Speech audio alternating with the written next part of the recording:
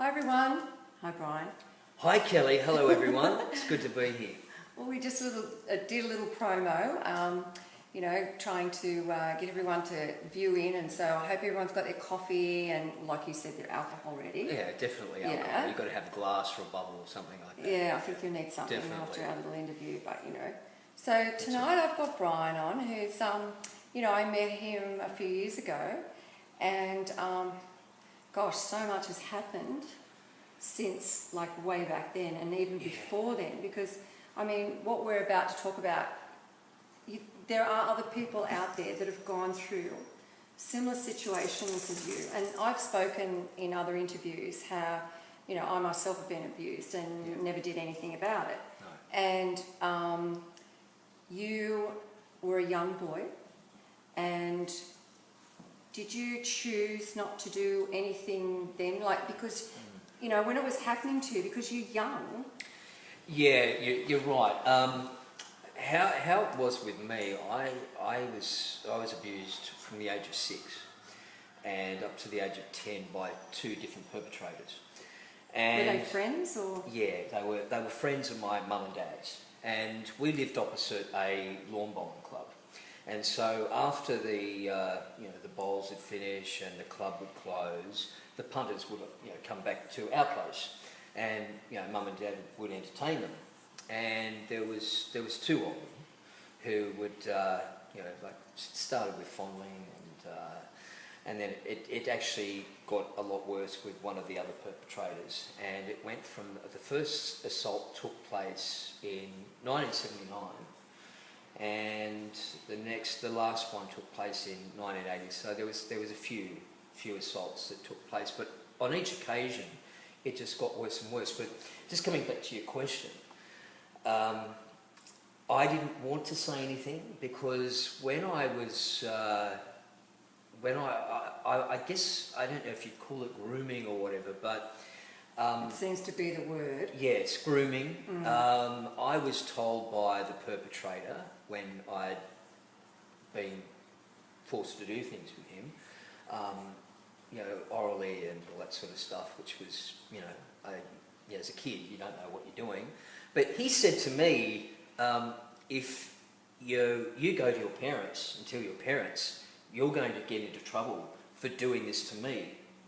So he actually reversed it. He used reverse psychology. And as a kid, you're thinking, oh, hang on, I didn't initiate this. I didn't cause this. But then I was so frightened that if I did go and tell my parents that I would get into trouble for doing that to this man. So then it happened again and again. And then the last time it happened, I couldn't actually conceal it. I couldn't hide it.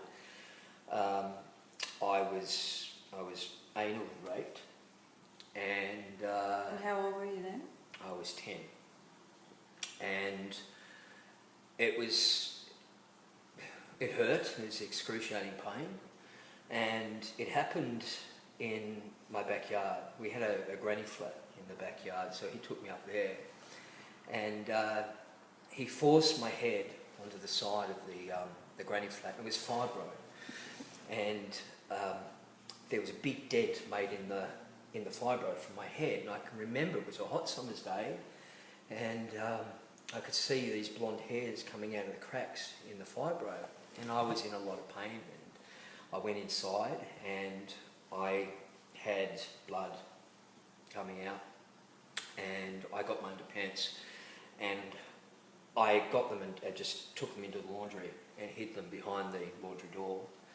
And my mother had found traces of blood through the house, and she came into my room, and I was crying, and she said, "What's happened?" And I said, I can't tell. She found my underpants, and then she took me to the bathroom, and she said, what on earth has happened? She didn't know what had gone on, and so I said, it was this man. I named him. And so she called the doctor, the police were called, and it was very, very traumatic to have the doctor come and say, we're going to have to take this child to hospital. I had a fear of hospitals at that stage because my father had been in and out of hospital all the time.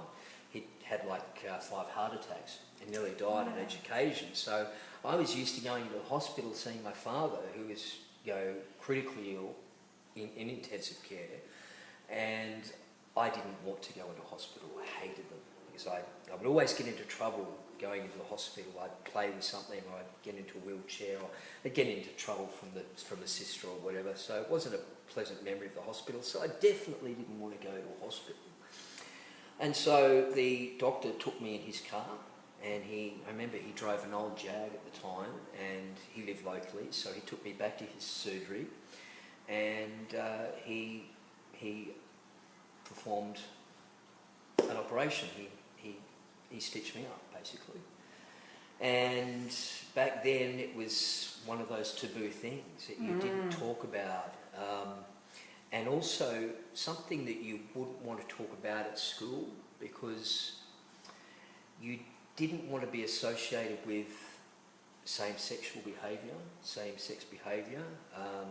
It was, and my father was also very, very anti-homosexual.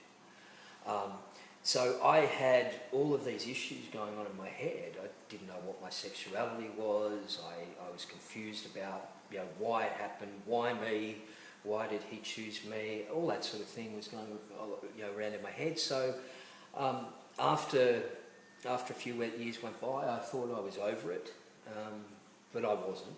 And there was no justice back then. My mother threatened to kill the guy, and she was... Do you think back then that people just didn't believe you? Like they'd just say, I don't believe you, or you must have provoked that to happen? Yeah, or... I mentioned it on a couple of occasions to some family friends. One in particular was an auntie of mine, and I mentioned it to her, and she told me I had a very sick imagination. I don't mean that doesn't happen now. I mean, that probably would have sounded wrong because... No, it doesn't sound wrong. It doesn't. But that's what happened. That's what happened back then. I mean, I'm hitting 50 this year, but you know, when I was a kid, it was a taboo subject. It wasn't talked about, and certainly my mother did report this to the police. She did all the right things. So what happened about that? Nothing. What happened with the police? Nothing happened. They didn't lay charges on the man because it was his word against mine. Considering back then we didn't have DNA.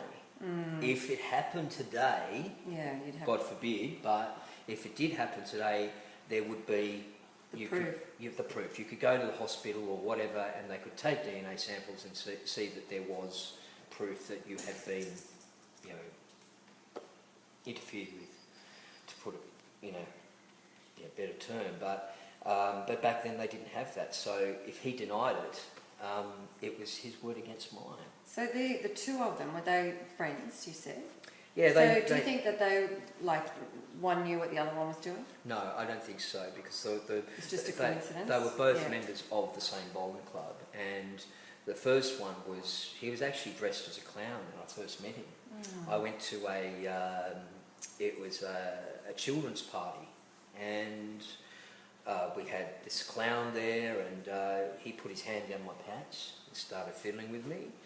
And I remember, you remember those Streets ice cream that you used to get? It's like it was just a chunk of ice cream, a square chunk, and you used to have like a wooden spatula. Well, I was given one of those, and so he wouldn't put his hands down my pants. I actually put the ice cream down my shorts. Oh, wow. So the next time we went to grab a field, he got a handful of ice cream.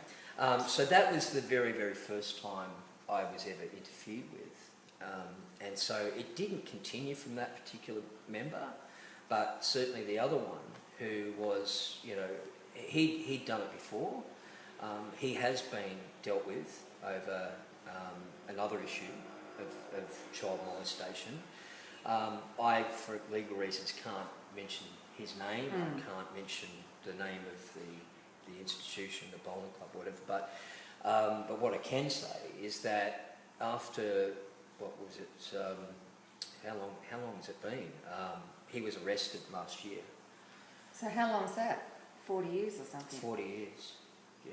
So 40 he years. was getting away with it, and God only knows who else he'd been tampering with, so to speak. Sorry about that way of putting it, but Well, I mean, there's really no easy way to No. put it, but I guess, you know, I think what pushed me to do something was, you know, I was friends with Sarah Monahan, who was in Hey Dad, and when all of the revelations came to light about Robert Hughes, who we can mention because he has been put in jail. because you're in the acting world, and that's Absolutely, yeah. and so it was an open secret in a Channel 7, because I'd be going in and out of Channel 7 doing, you know, jobs and everything like that, and you would hear about these things happening to Sarah especially, and So was that something that people were just talking about, but no one was really doing anything? that's right, nobody would do anything. It was an open secret.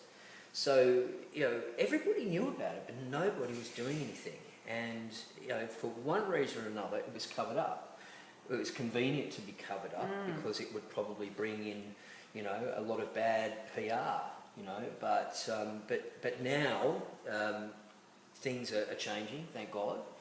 That, you know, people are willing to speak up, and thanks to Sarah speaking up, she inspired me. Yeah, thank you, Sarah. She inspired me to speak up, and I decided I would do something about it. I found out that he was alive, and I went to the police, and I called him from the police mobile phone, and the conversations were recorded, and he admitted to it. He admitted to. No. He actually said to me. He said, Bryan Wiseman, the Bryan Wiseman. He said, you've been on television for years. You worked in Hollywood and everything. I said, yeah. And he said, wow. He said, I was just wondering why you're calling me. I thought, you know, you're calling to me to say, why did I molest you all those years ago? Oh, perfect. Perfect for you. Absolutely. And you know, and at that stage, I don't know how I felt. I wanted to laugh. I wanted to cry. I had so many mixed emotions, but I kept talking with him about what happened, and it was very, very painful to do that. But that was the evidence you had to gather, right? That's exactly right. So as soon as I hung up the phone, the police said, we have now got enough evidence to arrest this man, and that's exactly what they've done.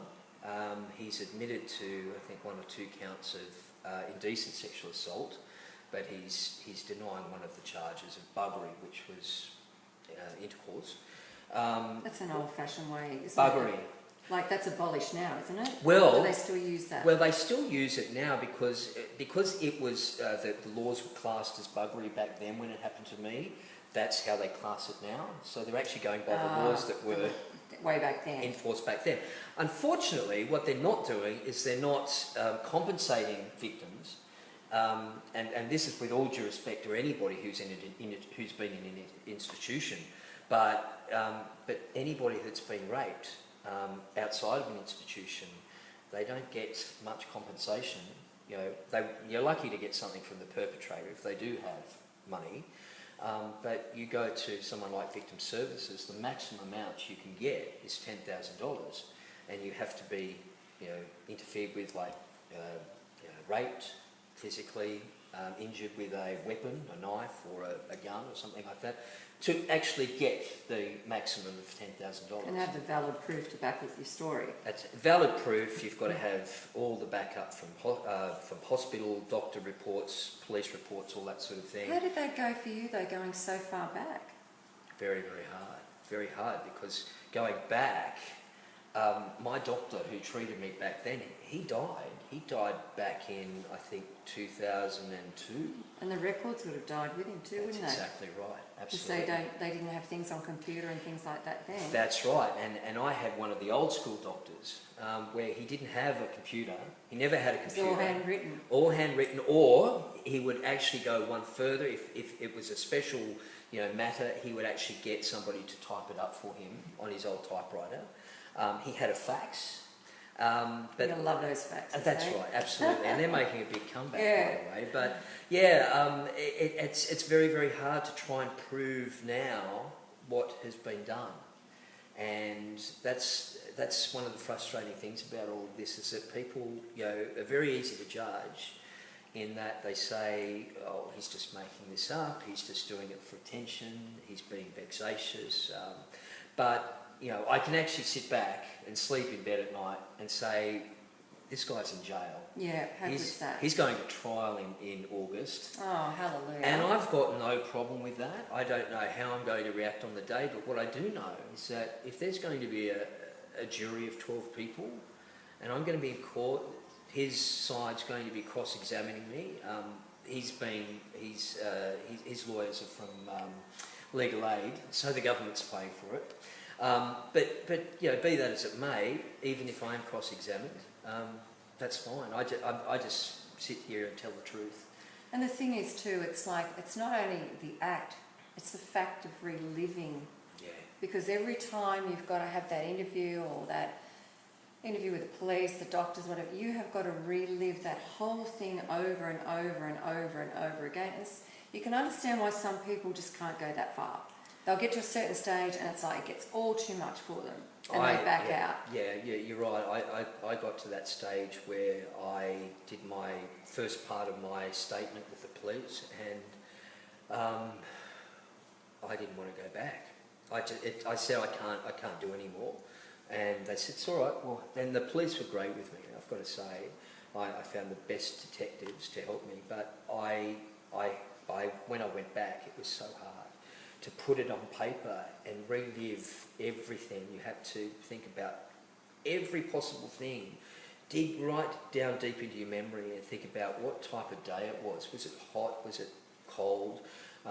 You know, I even remember what the grass looked like, and you know, all sorts of different things that were there, but I was forced to remember them. And then your mum's no longer with you, is she? No, she's not. So, you know, and I mean, No. for her, like, she knew of, did she pass before this happened? Yeah, she did. Oh, so she didn't even get to know the outcome. No, she didn't. And that's what makes it so hard, in that you've got a lot of witnesses that would have been there for you, and they would have actually stood up and said, yes, this did happen to him.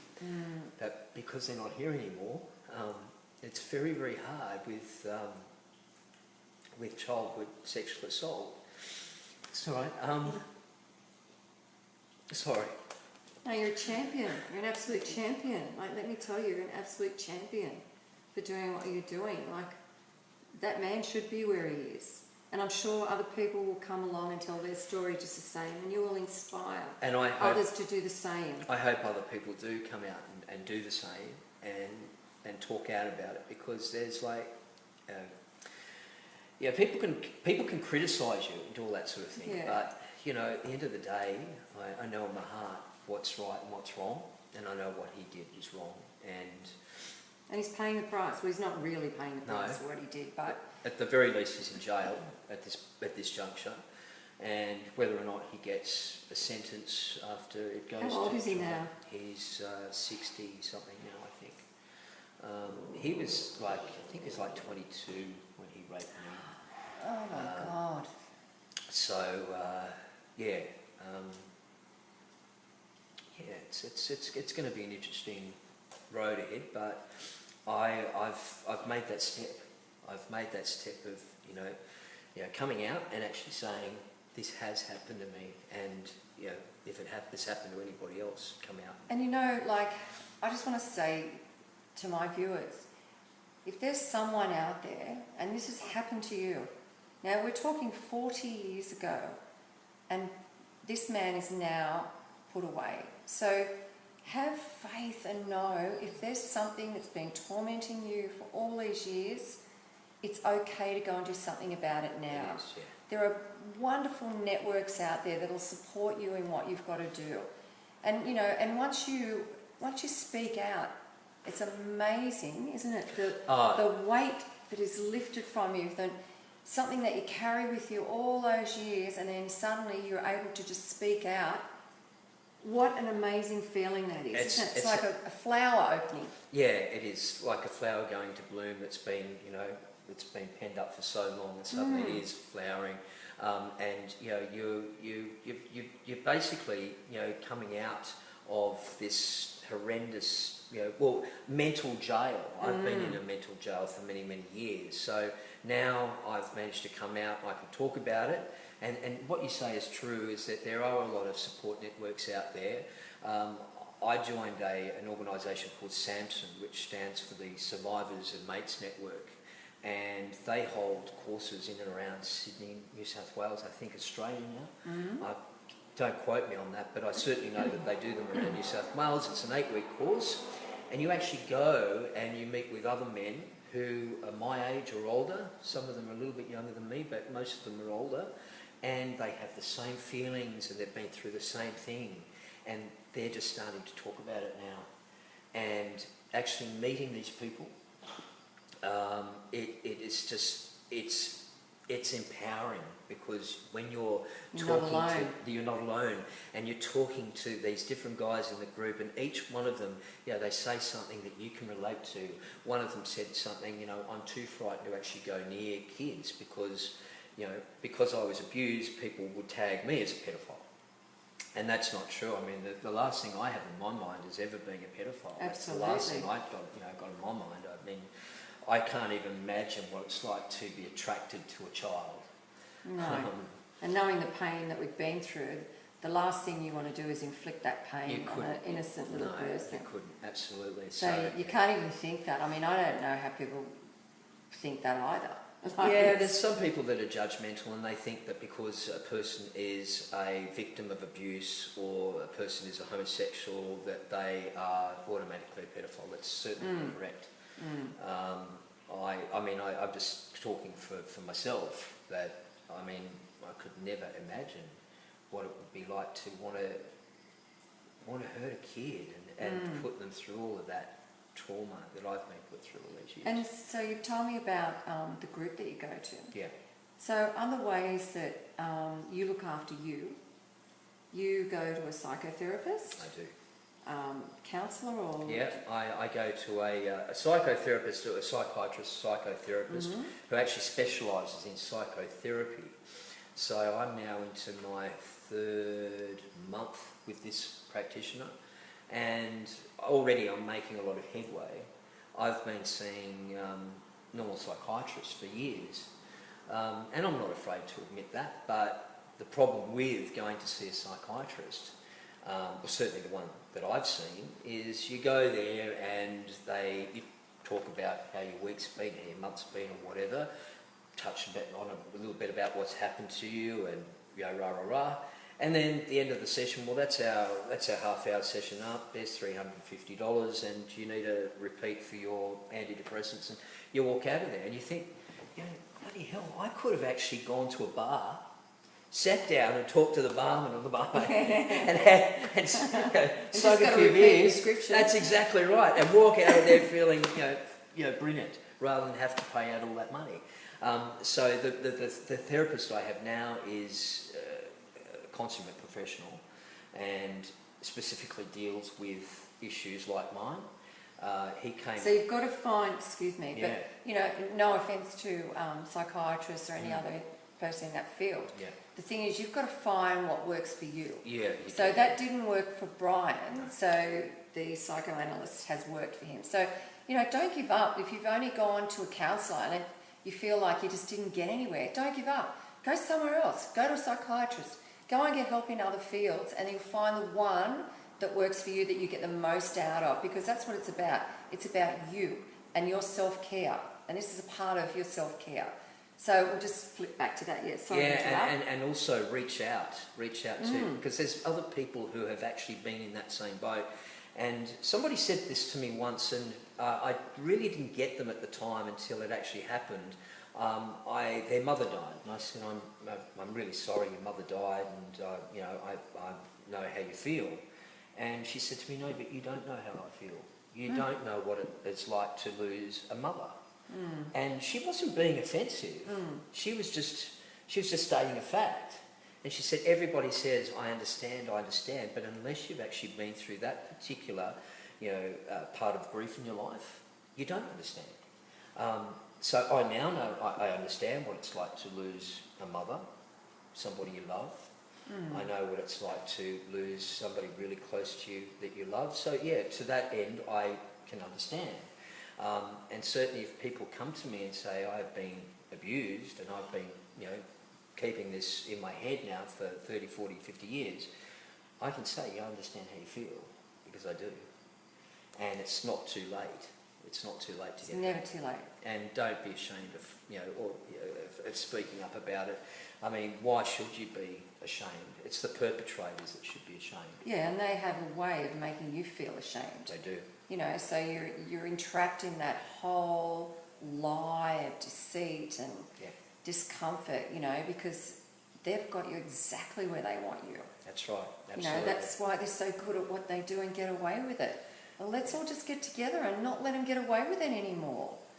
Don't be afraid to speak out. And I've spoken on this subject, many times before, and it's really important to feel comfortable with you and, in your own time and do it, because there'll be all different times in your life when you feel the need to go and do something. Well, then and only then will you go and do it. No one can force the hand. No.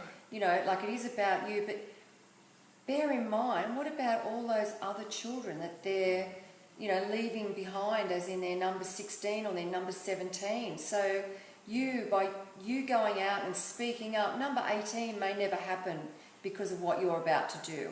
So, take the time, look within, feel comfortable about it, find the right support network to do it with, because that's really important, is to have the support around you when you make that decision. That's right.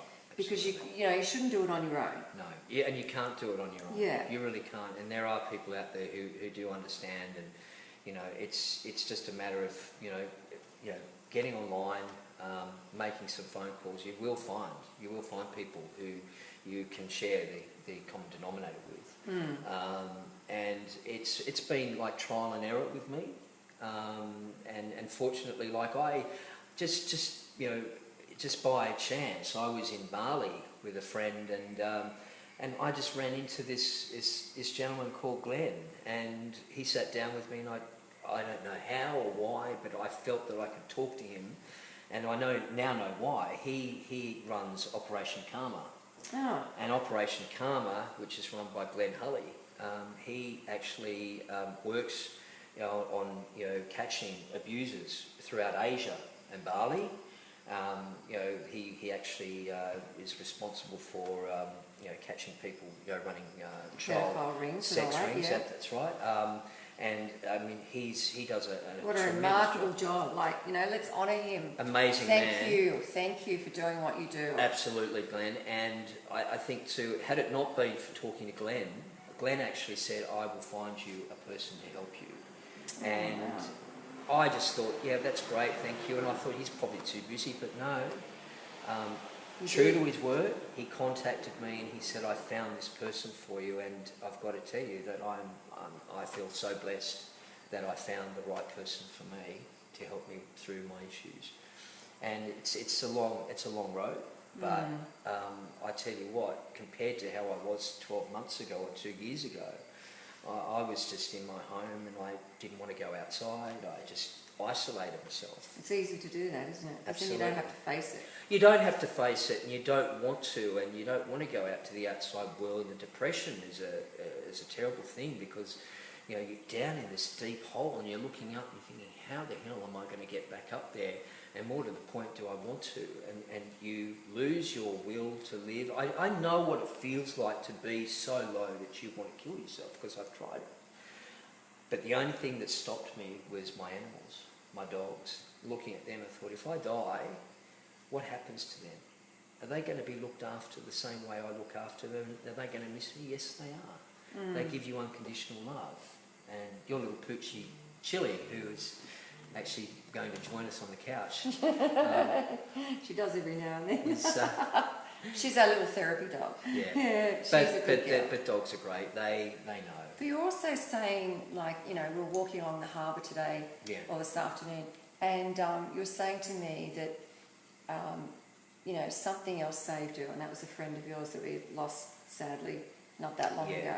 Yeah. I was in a situation where it was a relationship where it was pretty toxic, and I was pretty low emotionally, and I was being told, you know, go on, you keep wanting to commit suicide, do it. And I was about to do it. I was about to hang myself. And then it came on the news that Charlotte Dawson, I call her Charlie, she had hung herself. And only like the day before, she'd been on the Today Show, as if nothing was wrong. You should find that. And then it happened, and it was like on the front page, I remember it said, you know, Charlotte, why couldn't we save her? And I remember changing the wording of that. I said, well, why, what was it? Why couldn't we save her? I just put, why couldn't we save her, question mark. As in, like, well, it was a statement, but actually I felt it was more of like a question. Why couldn't we save her? Because she could have been saved had she not been criticised and trolled online, and you know, and she did go through a lot of hell. You know, like people were putting nasty things up online, and that's what happens when you're in the limelight. People do that. They do troll you, and people do like to criticise. But you know, they can take it so far, and it can affect you emotionally, and it certainly affected Charlie. And then the lower you get because of that, the more it affects you in different ways, to the extent where you just want it to stop. You just want it to stop. Sometimes, like you say, you think about things like that. I mean, I'm sure a lot of us have been there in that final second where it could have just happened, and then it's like this little switch. Like you say, you're thinking about other things, and then, you know, mine was my beautiful children, you know, like, that's right. You think about, well, if I'm gone, who would care for them? Who would care for them? What's going to happen to them? Yeah, that's right. And now I've got grandchildren and that I would never have seen. That's right. And it's such a joy to see what has happened since that time of your darkness. And you know, and it's very easy for people to say don't do it, but when you're down there, it's a dark It place. seems to be the only solution at Absolutely. The time. And another showbiz mate of mine, Annalise Brackensack, she committed suicide a few weeks ago, at the beginning of the year, and that was a big shock because she was gorgeous, beautiful girl, beautiful looking, beautiful soul, just all around beautiful, and then bang, suddenly it's announced she's committed suicide. And so you reflected back on those and thought, what a waste! Like, absolute why waste. Why am I even thinking this way? Yeah. And you've got so much to give to the world. Like, I mean, so much so that, here's a scoop, everyone, that he's now running for the seat of Cook. Yeah. Like, how did that happen?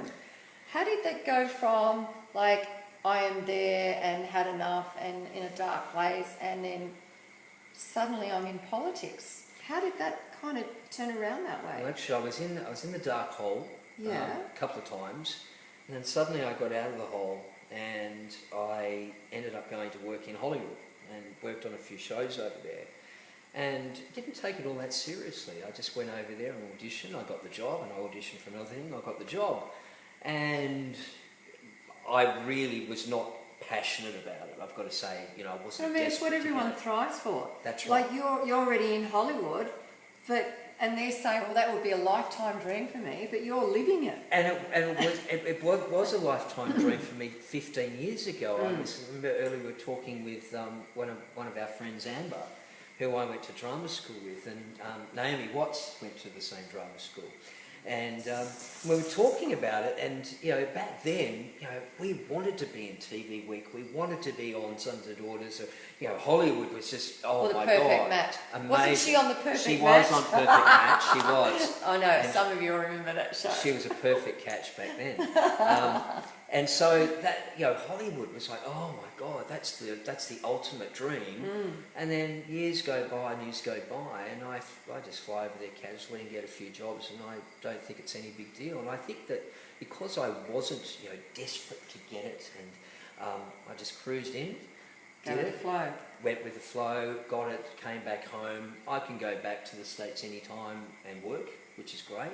And then I got this phone call a few weeks ago from a friend Is that where you got your shoes from? Yeah, I got these from Hollywood. Can you lift them up high enough? These are. Look at those. These are from. Look at those, Hollywood. From Can you see them? True American shoes. Yeah. Yeah, one on each foot. You got two of them. Two of them. That's right. Yes, I have. I got a call a few weeks ago from a friend of mine, Tim Kelly, who's, I don't know if he's a friend on your Facebook, but he should be. He should be. Hello, Tim. I'm sure you will be, Tim. Yeah, absolutely. So Tim called me and said, and he's got a real voiceover voice. Hello, Bryan. It's Tim Kelly. What are you doing this afternoon? And I said, I'm just sitting back and I'm going to have dinner and I'm going to go to bed. No, you're not. You're going to come to the Hyatt Regency and you're going to meet Clive Palmer. And I went, am I? No, I'm not. He said, yes, you are. So I jumped in the shower, put my suit on, and I went and met Clive, and then a week later I was unanimously endorsed to run for the seat of Cook.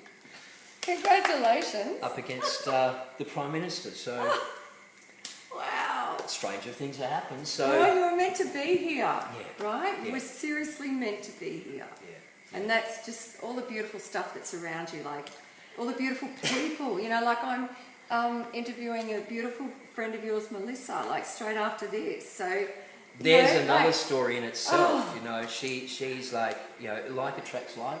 Yes. I met Melissa just at a lunch. I was meant to go to lunch with just one person, but him, Craig being Craig, he likes it. Craig Bennett. Craig Bennett, yes. Yeah, okay. Craig being Craig, he likes a gathering.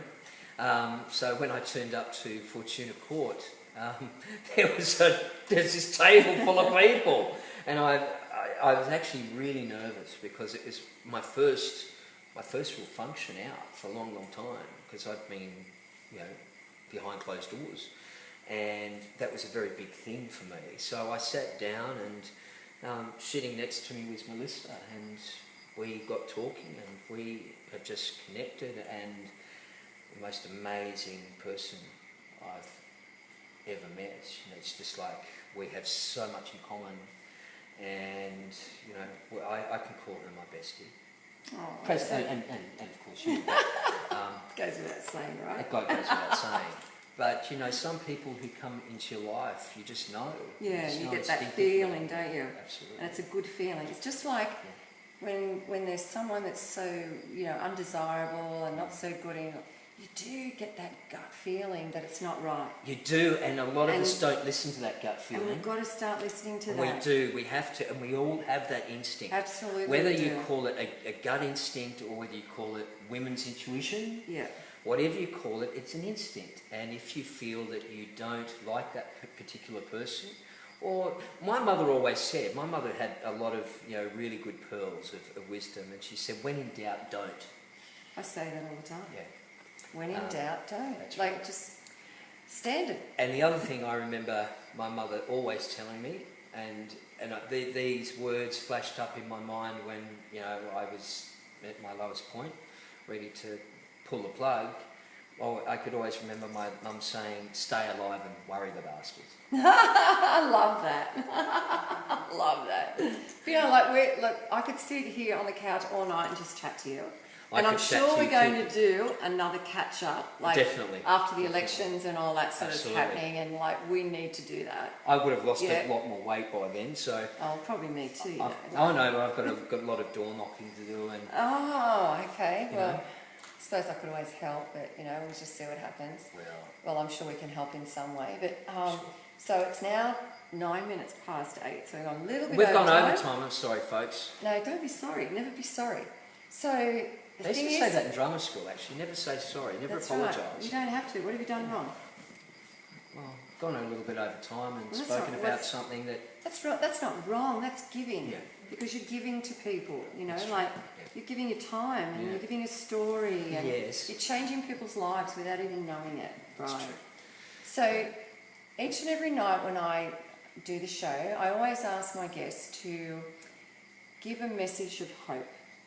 So I ask you to look down the camera and just take a couple of minutes of your time. If there is someone out there that is going through what you've been through or a similar situation, what message of hope would you give that person? the message of hope I'd give to that person would be, I know it's a really, really dark place where you are. You can't find any way out. You probably don't want to find any way out. And it's a really lonely, lonely place to be. But you're not alone. And there are people out there who really care. And I'm one of them. Kelly's one of them. And you know, there's always hope. There's always hope, and you know, you may feel down in the dumps at the moment, but you know, I can assure you that when you're down here and when you get back up there, you're wondering how you got down there. So never, ever, ever give up. And that's what I say at the end of every show. Like, no matter what in life, there's always something beautiful that's awaiting for you. You know, like, you just got to open your eyes and open your heart and know that it's there for you. And it's coming, like it's around the corner. Yeah. So no matter what, don't give up. Know that you're going to be okay and that everything in your life is going to be all right. So, you know, through all these wonderful viewers that stick with me and have stuck with me from the very beginning, living my dream and knowing that life can be wonderful, and it is for me because this is happening for me. I could have been one of those statistics, but I chose not to, and I chose to give back, and this is my way of giving back to those in need. So I just want to say thank you to those beautiful people out there that each and every week, I can't mention all of you, you know how it goes, so here's some of you. Yes, you can. We can do hi Louise, Oh, there you go. Melrose Handley, Very good. Larry Lowe, Beck Cassidy, Todd Sargent, Shari Chapman, Sophia Asvestas, Denise Martin, Shireen Lowe, Rob Rosewarne, Joanne Quirk, Kerry Morgs, Sally Wilson, Melissa Cooteridge. Cooteridge, and I've We'll been see saying her in a minute. Cooteridge, so it's Cooteridge. Cooteridge. Cooteridge, so forgive Cute me. and rich. Cute and rich, Cute yeah, and that's rich. the way we like it. Adrian Pontifex, Chris Rourke, and I've been speaking with Chris, and Chris is going to come on in time and be part of the show. Sophia, we've got Sherry Chapman, you've said that, Todd Sargent, Beck Cassidy, Nisha Modi. Now, hi India, say hello to India. Hi India, This is the Modi family from India. Whereabouts in India? From the old Bombay. Mumbai? Mumbai. I'm going to Mumbai.